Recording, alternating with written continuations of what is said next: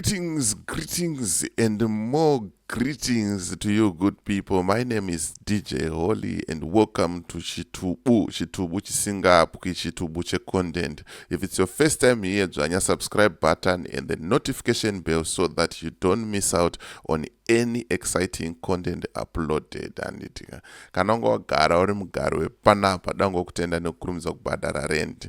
Well, without wasting much of your time, ndine clip randauya naro panapa ratoda kuti timbopenengura, timboongorora, tinzwisise kuti masanctions chimbori chii handitika. Nyaya yemasanctions yanetsa iyi, nyaya yezidhera yanetsa iyi ma1.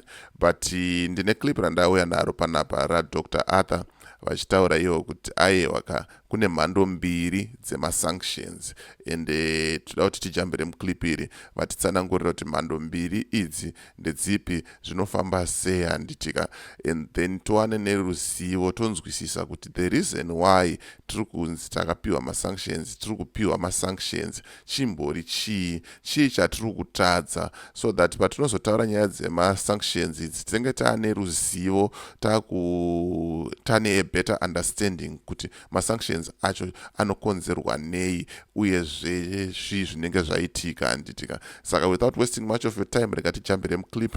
But tisatapinda muclip redu iri, kana une business raunaro rauda kushambadzirwa, ndibate namba dzangu ndo dziri kubuda pasi apa handitika. Kana une nyaya yaunayo yauda kuripota, ndibate futi handitika. As you know kuti chitubu chevanhu chinonwiwa nemunhu wese. Kana uchida kujambirawo paplatform panapa umbokurukura, umbotaurawo neni uchionesawo vanhu maonero ako, as long as zvine musoro chete, ndibate namba dzangu ndo dziri apo handitika. So without wasting much of your time, rega tinzwe Dr.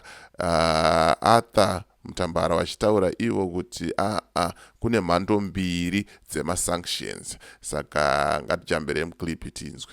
The starting point on the discussion on sanctions is to accept that there are two types of sanctions. There are sanctions you impose upon yourself. That's the number one sanction you should discuss. Then there's another type of sanction which are imposed on you by foreigners, by outsiders.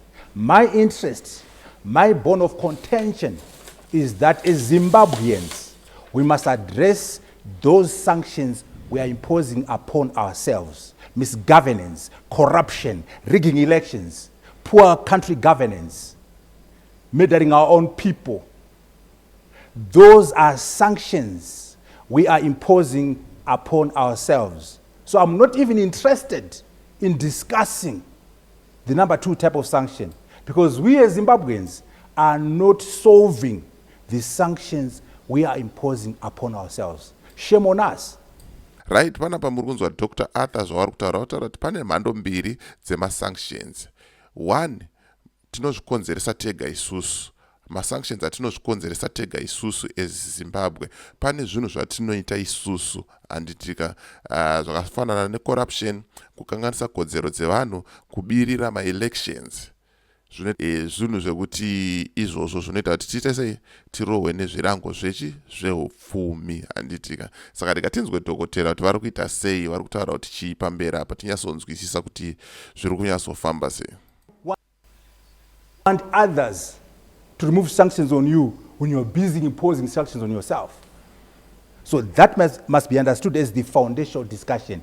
What are the sanctions that Zimbabweans are imposing upon themselves? What are they doing about it? Let's answer that question first. When we have done that, then we can say, okay, let's look at the sanctions that are being imposed upon us by other people. I have never defended the imposition of sanctions on my country. When I was a political leader in Zimbabwe, when I was Deputy Prime Minister, I was very clear that sanctions by external players undermine the prosperity and the progress of the country. But I'm not even prepared to have that discussion about the sanctions from America, about the sanctions from Europe, because I'm busy as a Zimbabwean imposing sanctions on myself. So I have no moral authority, no basis to discuss the sanctions imposed by other people. Let us remove the sanctions we are imposing on ourselves. Then we can have a conversation about the sanctions imposed upon us by other people. the starting point on the discussion on sanctions is to accept that there are two types of right mangozvinzwira mega ka hanzi ngatibvisei isusu ngatigadzirisei unhu hwedu isusu tega tofamba zvakanaka tofamba zvakachena tofamba zviri mugwara rekuti vanhu vese vanozvionawo kuti aiwa izvi zvinhu zvakaita sei zvakarongeka handitika izvi tobvisa uori uori ndo huri kurambwa ihwohwo tobvisa kumbunyikidzwa kwekodzero dzevanhu ndo zvimwe zviri kurambwa izvozvo tobvisa kubirira kwema-elections then tochizotanga kutaura dzimwe nyaya dzese dzanditika so I think now by now maakunzwisisa mhando mbiri dzema-sanctions ariko handitika ma-sanctions atinoita sei atinozvipa tega isusu atinokonzeresa isusu kuti tipiwe ma-sanctions kweta ma-sanctions anoiswa pamusoro penyika nekuda kwedzimwe nyika dzekunze handitika so ndo clip ranga ndangoya naro so that you get to understand nyaya dzema-sanctions izi kuti kana dzakutaurwawo hauzongotange kurotomoka unenge uchiziva kuti aiwa ndakamboona pachitubu pachitaurwa zvakati nezvakati nezvakati ende umbowo hwacho tinenge taita sei tinenge tatoya nawo maita sei mazvionera mega handitika so kana unga usati wasubscribe please hit the subscribe button and the notification bell so that you don't miss out on any exciting content uploaded handitika so as for me DJ Holly and the rest of the crew behind the scenes, it's bye for now. Ngatisangane mu video rinoita sei rinotera.